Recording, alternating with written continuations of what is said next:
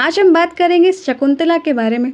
कालिदास के प्रसिद्ध नाटक अभिजन शकुंतलम की मुख्य नायिका।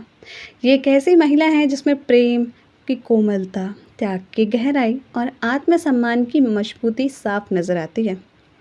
जन्म और परवरिश के बारे में समझ लेते हैं इनके कि शकुंतला का जन्म ऋषि विश्वामित्र और अप्सरा मेनका से हुआ था, लेकिन उनकी परवरिश हुई ऋषि कान्विके आश्रम में, प्रकृति के बीच शुद्ध और पवित्र वातावरण में।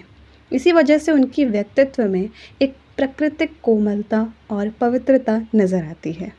शकुंतला की सुंदरता का वर्णन कालिदास ने प्रकृति के चित्र के साथ किया है। उनकी आंखों में निर्मलता है, व्यवहार में लज्जा और विनम्रता। सौंदर्य के साथ साथ उनमें एक सरल और साफ दिल भी है। राजा दुष्यंत से मिलने के बाद शकुंतला का दिल उनके प्रेम में बंध जाता है। उन्होंने गांधर्व विवाह को स्वीकार किया, जिसमें सिर्फ दिल से किया गया संपन्न होता है, बिना सामाजिक विधियों के।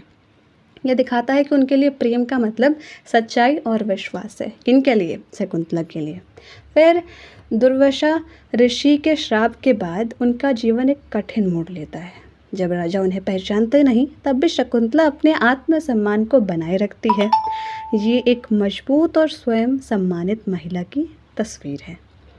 विरह के समय, यानी जब वो इस कष्ट से गुजर रही थी, जब उन्हें राजा नहीं पहचान रहे थे उस श्राप के कारण, तब वो अपने बेटे को जन्म देती हैं और जिसका नाम होता है भरत। उसको पालती हैं, उसकी शिक्षा और संस्कार पर पूरा ध्यान देती हैं। ये उनके पोषण और दयालु स्वभाव का सबूत है।